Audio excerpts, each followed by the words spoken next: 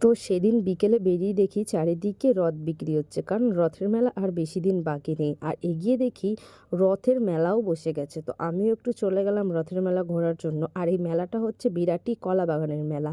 তো মেলার ভিতরে গিয়ে দেখছি এখানে ঘোড়া, হেলিকপ্টার, মিকি মাউস এগুলো সব বসেছে। আর মিকি মাউসটা দেখে আমার তো খুবই চড়তে ইচ্ছা করছিল, কিন্তু জিজ্ঞাসা করায় বলল আমাকে নাকি নেবেই না, কারণ মিকি মাউসটা আমার সবচেয়ে ভালো লাগে। আর সবচেয়ে ভয় লাগে এই নাগরদোলনা, ডিস্কো। তারপরে আমি চলে গেলাম মেলা ঘুরতে। মেলা ঘুরতে ঘুরতে এই দোকানটা থেকে ক্লিপ, গার্ডার আমার খুবই পছন্দ হয়েছিল, এই ক্লিপগুলো, তাই আমি এগুলো নিয়ে নিলাম। আর একটু এগিয়ে গিয়ে দেখি এখানে মাটির শাক সবজি এগুলো সব বিক্রি হচ্ছে, আর কি সুন্দর সুন্দর মূর্তি।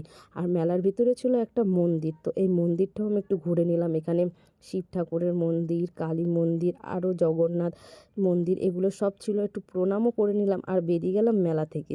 মেলা থেকে বেরিয়ে বাড়ি